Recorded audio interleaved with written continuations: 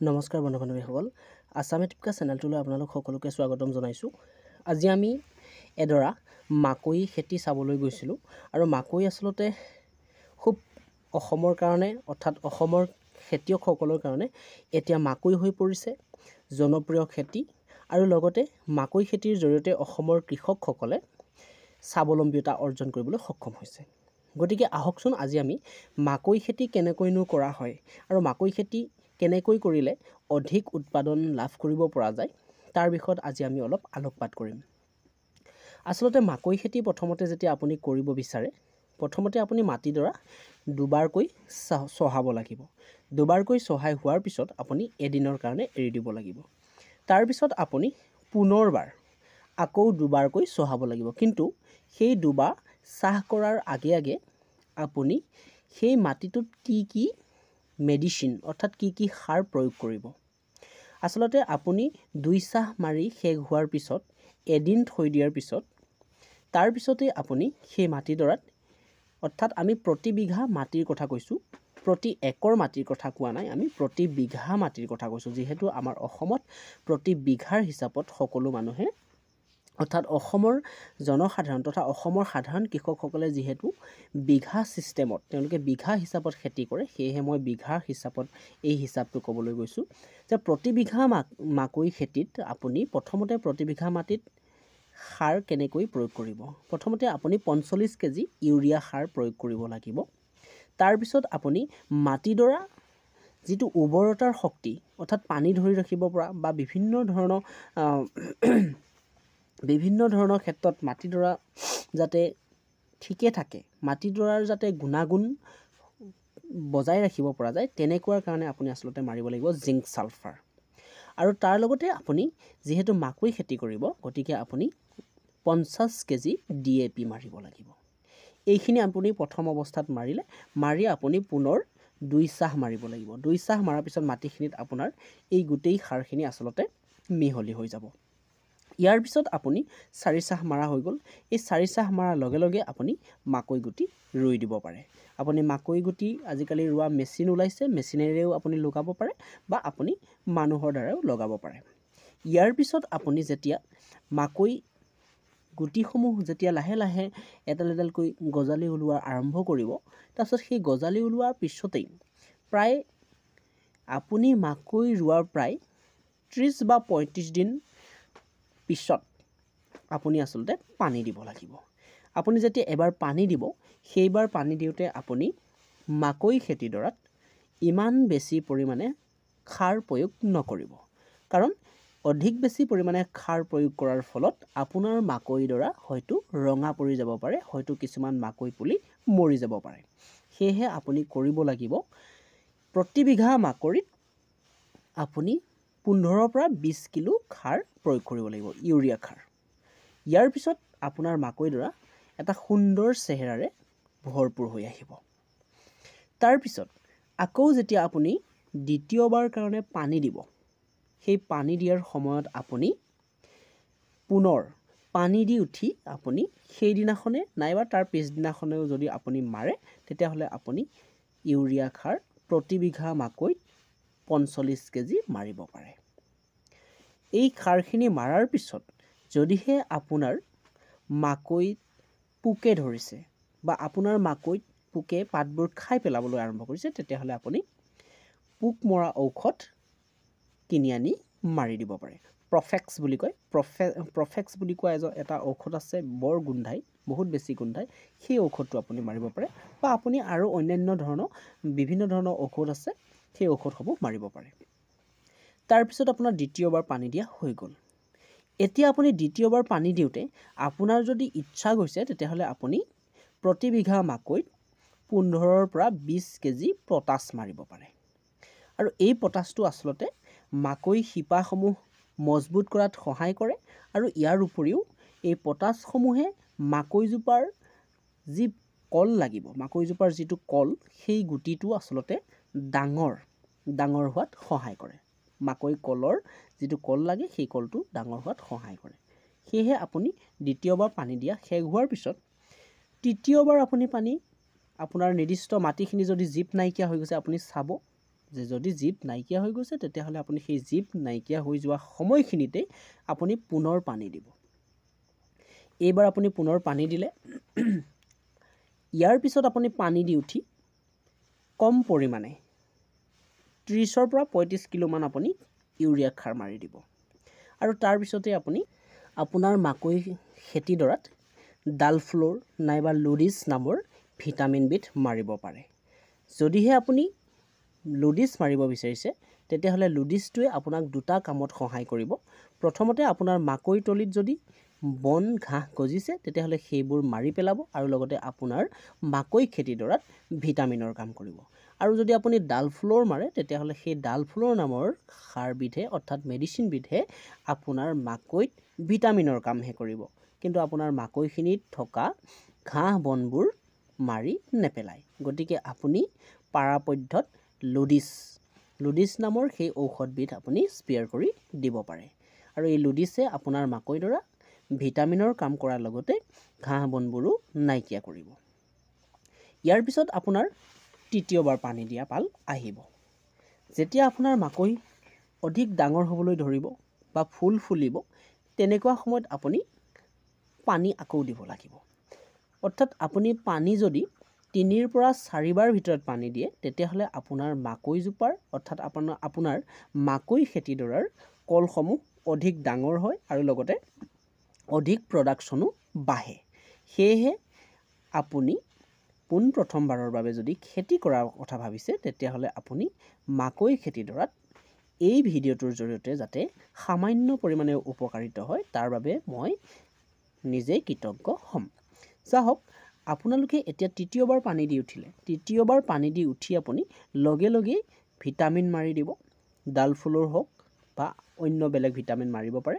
ইয়াৰ উপৰিও আপুনি যদি ভাবে ইউৰিয়া সাৰ 15 পৰা 10 কিলো, 10 পৰা 15 কিলোৰ ভিতৰত আপুনি ইউৰিয়া সাৰ মাৰি দিব পাৰে।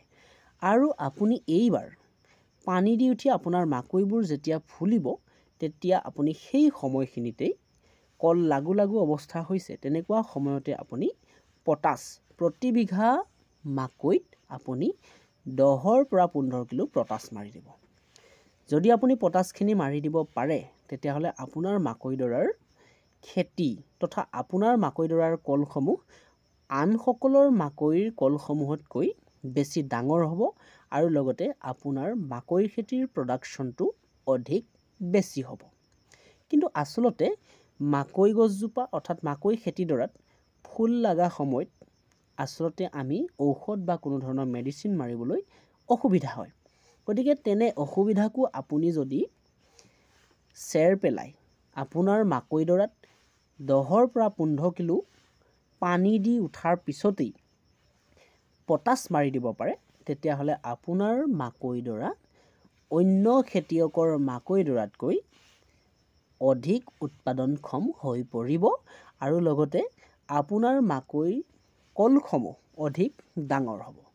গতিকে আপুনি এই ভিডিঅ'টোৰ জৰিয়তে অৰ্থাৎ আমাৰ অসমৰ সকলো কৃষকে যদি এই ভিডিঅ'টোৰ জৰিয়তে সামান্য পৰিমাণে হ'লেও উপকৃত হয় তেতিয়াহ'লে আমাৰ এই ভিডিঅ'টো বনোৱাৰ উদ্দেশ্য সফল হ'ব বুলি আমি আশা কৰিব পাৰোঁ।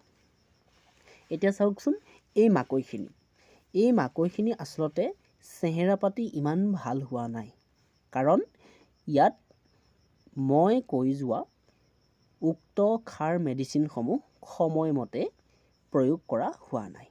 ইয়াৰ উপৰিও এই মাকৈডৰা ওখ হৈছে কিন্তু ইয়াত তেনেধৰণে কলসমূহ ডাঙৰ হোৱা নাই বা ফুলিছেহে। এনেকুৱা ধৰণৰ সময়ত কিন্তু আপোনালোকে যদি পানী দিয়াৰ লগে লগে পটাছ প্ৰয়োগ কৰিব পাৰে তেতিয়াহ'লে আপোনালোকৰ কলসমূহ বহুত ডাঙৰ হৈ পৰিব। এইবোৰ কলবোৰ দেখিছে আপোনালোকে, এই কলবোৰ আচলতে ইমান ডাঙৰ হৈ উঠা নাই। এই মাকৈখিনি ফুলাৰ আগমুহূৰ্তত যদি পানী দিয়াৰ লগতেই 10 পৰা 15 কিলো পটাছ প্ৰয়োগ কৰা হ'লহেঁতেন তেতিয়াহ'লে এই মাকৈসমূহ ইয়াতকৈ আৰু দুগুণ ডাঙৰ হৈ উঠিলহেঁতেন। গতিকে সেয়েহে আপোনালোকক মই এইবোৰ দেখুৱাই আছোঁ। চাওকচোন, এইটো চৰাই খাইছে এই মাকৈটো, এই মাকৈসমূহ চাওক, যথেষ্ট ভালেই হৈছে। অৱশ্যে যথেষ্ট ভাল হৈছে যদিও এই মাকৈসমূহ আৰু ভাল হ'ব লাগিছিল, যিহেতু ইয়াত নিৰ্দিষ্ট সময়ত পটাছ, ইউৰিয়া সাৰ, ভিটামিন, পানী এইবোৰ প্ৰয়োগ কৰা হোৱা নাই। সেয়েহে এই মাকৈডৰাত কলসমূহ অধিক ডাঙৰ হোৱা নাই। চাওক আপোনালোকে মাকৈসমূহ চাওক খুব সুন্দৰভাৱে হৈছে, কিন্তু ইয়াতকৈ আৰু ভাল প্ৰডাকশ্যন কৰিবলগীয়া হ'লে আপোনালোকে মোৰ আগত কৈ অহা এই ভিডিঅ'টোৰ আগৰ কথাখিনি আপোনালোকে মনত ৰাখিব লাগিব, আৰু সেইখিনি আপোনালোকে যদি আৰম্ভণিৰে পৰা সুচাৰুৰূপে ৰূপায়ণ কৰি যায়, তেতিয়াহ'লে আপোনালোকৰ মাকৈ খেতিডৰা অন্য খেতিয়কসকলৰ মাকৈ খেতিতকৈ অধিক উৎপাদনক্ষম হোৱাটো অতি নিশ্চিত। আৰু আচলতে বহুতো হিন্দী চেনেলত প্ৰতি একৰ মাকৈ কথা কৈ থাকে, প্ৰতি একৰ মাকৈ খেতিডৰাৰ কথা কয়। গতিকে মই প্ৰতি বিঘা মাকৈ খেতি কথা কৈছোঁ। প্ৰতি একৰ মাকৈ যিহেতু 3 পৰা 4.5 বিঘা মাটি থাকে, কিন্তু আমি 1 বিঘাৰ মাটিৰ কথা ক'বলৈ গৈছোঁ। 1 বিঘাৰ মাটিৰ হিচাপত মই আপোনালোকক সেই সাৰ আৰু মেডিচিনখিনি প্ৰয়োগ কৰা কথাটোহে উল্লেখ কৰিছোঁ। গতিকে আপোনালোকে এই কথাটো মনত ৰাখিব, প্ৰতি একৰ নহয়, মই প্ৰতি 1 বিঘা মাটিত কিমান সাৰ প্ৰয়োগ কৰা হ'ব, কিমানখিনি পটাছ প্ৰয়োগ কৰা হ'ব, আৰু জিংক ছালফাৰ, আচলতে জিংক ছালফাৰটো মই আপোনালোকক কিমান পেকেট প্ৰয়োগ কৰা হ'ব সেইখিনি কোৱা নাই। এতিয়া মই কৈ দিওঁ যে জিংক ছালফাৰ আপোনালোকে প্ৰতি বিঘাৰ মাটিত 5 কিলো জিংক ছালফাৰ আপোনালোকে প্ৰতি বিঘা মাটিত প্ৰয়োগ কৰিব লাগিব। আৰু ইয়াৰ লগতে আৰু এটা কথা, ছাপ'জ আপোনালোকৰ খেতিডৰাত, ধৰা হ'ল আপোনালোকৰ খেতিডৰাত আপোনালোকে ৰুই উঠিলে, পুলিসমূহ হৈছে, কিন্তু পুলিসমূহ 1 বেগেট হৈছে বা 1 আঁঠু ওখ হৈছে। আচলতে এই পুলিসমূহ ঠাণ্ডাৰ কাৰণে কেতিয়াবা অধিক সোনকালে ওখ হৈ নুঠে। তেতিয়া আপোনালোকে কি কৰিব? তেনেকুৱা এটা যদি পৰিস্থিতি হয়, আপোনালোকে ইণ্ডোফিল্ড নামৰ এটা মেডিচিন আছে, সেইটো আপোনালোকে মাৰিব পাৰে। ইয়াৰ উপৰিও কিন্তু তাতোতকৈ আৰু বেছি ভাল এটা মেডিচিন আছে, সেইটো হৈছে বায়' অৰ্গেনিক ফাৰ্টিলাইজাৰ। এই বায়' অৰ্গেনিক ফাৰ্টিলাইজাৰটো যদি আপোনালোকৰ ঠৰঙা পৰি থকা মাকৈ খেতিডৰাত আপোনালোকে প্ৰয়োগ কৰে, তেতিয়াহ'লে আপোনালোকৰ মাকৈ খেতিডৰা অতি সোনকালে ওখ হ'ব, আৰু লগতে গোটেই মাকৈ খেতিডৰা সমানে ওখ হ'ব, ক'তো ওখ চাপো হৈ নাথাকে। বহুতো মাকৈ খেতিডৰাত আপোনালোকে দেখা পায়, নিশ্চয় আপোনালোকৰ দৃষ্টিগোচৰ হৈছে, যে মাকৈ পুলিসমূহ ওখ চাপৰ হৈ থাকে। তেনেকুৱা পৰিস্থিতিত আপোনালোকে কি কৰিব? তেনেকুৱা ধৰণৰ পৰিস্থিতিত আপোনালোকে বায়' অৰ্গেনিক ফাৰ্টিলাইজাৰ নামৰ এবিধ সাৰ আছে, সেই সাৰবিধ আপুনি আপোনাৰ মাকৈ খেতিডৰাত প্ৰয়োগ কৰি দিব। যেতিয়া আপুনি আপোনাৰ মাকৈ খেতিডৰাত বায়' অৰ্গেনিক ফাৰ্টিলাইজাৰ নামৰ সাৰবিধ প্ৰয়োগ কৰি দিব, তেতিয়া আপুনি প্ৰায় 10 পৰা 12 দিনৰ ভিতৰত আপোনাৰ মাকৈখিনি লাহে লাহে সমানে উঠি আহিবলৈ ধৰা দৃষ্টিগোচৰ হ'ব। গতিকে আপোনালোকে এই কথাখিনি মনত ৰাখিব যে যেতিয়া আপোনাৰ মাকৈ খেতিডৰা ওখ চাপৰ হৈ থাকে, তেতিয়া আপুনি আপোনাৰ মাকৈ খেতিডৰাত বায়' অৰ্গেনিক ফাৰ্টিলাইজাৰ নামৰ সাৰবিধ মাৰিবলৈ নেপাহৰিব। যদি আপুনি বায়' অৰ্গেনিক ফাৰ্টিলাইজাৰ নামৰ সাৰবিধ মাৰি দিয়ে, তাৰ পিছতে আপোনাৰ মাকৈ খেতিডৰা লাহে লাহে সকলো ফালৰ পৰা সমান দেখা যাব, ক'তো ওখ চাপৰ দেখা নাযাব। আচলতে কেতিয়াবা সামান্য পৰিমাণে ক'ৰবাত অধিক সাৰ পৰাৰ বাবে বা অধিক জীপাল হোৱাৰ বাবে কোনোবাখিনি ঠাইত হয়তো মাকৈ ওখ চাপৰ হ'ব পাৰে, কিন্তু ইমান তাৰতম্য থকা ওখ চাপৰ নহ'ব, যদিহে আপুনি বায়' অৰ্গেনিক ফাৰ্টিলাইজাৰ নামৰ সাৰবিধ ব্যৱহাৰ কৰে। আৰু লগতে বায়' অৰ্গেনিক ফাৰ্টিলাইজাৰ নামৰ সাৰবিধে আপোনাক আৰু এটা উপকম কৰিব, আপোনাৰ মাকৈ খেতিডৰা আৰু এটা ভাল কাম কৰিব, সেইটো হৈছে আপোনাৰ মাকৈ গছসমূহ, মাকৈৰ যিবোৰ গছ, সেই গছসমূহ মোটা হোৱাত সহায় কৰিব। আপোনাৰ মাকৈ গছসমূহৰ মোটা হ'ব, আৰু গছ মোটা হ'লে আপোনালোকে নিশ্চয় জানে, মাকৈ খেতিডৰা যদি গছবোৰ মোটা হয়, তেতিয়াহ'লে আপোনাৰ মাকৈৰ খেতিডৰাৰ কলসমূহো মোটা হ'ব। সেয়েহে আজিলৈ আপোনালোকক ইমানতে এৰিবলৈ বিচাৰিছোঁ। আমাৰ ভিডিঅ'টো চাই কেনে পালে আপোনালোকে, আৰু আমাৰ ভিডিঅ'টো চাই যদি আপোনালোকৰ কিছু পৰিমাণে উপকৃত হয়, আমি সফল হোৱা বুলি অনুভৱ কৰিম। আৰু লগতে আমাৰ চেনেলটো যিসকলে নতুনকৈ চাই আছে, আমাৰ চেনেলটো ছাবস্ক্ৰাইব কৰি ল'ব আৰু লগতে বেল আইকনটো বজাই ৰাখিব, যাতে আমি বিভিন্ন ধৰণৰ ইনফৰ্মেটিভ ভিডিঅ'সমূহ দিয়াৰ লগে লগেই আপোনালোকে ভিডিঅ'সমূহ পাই যায়।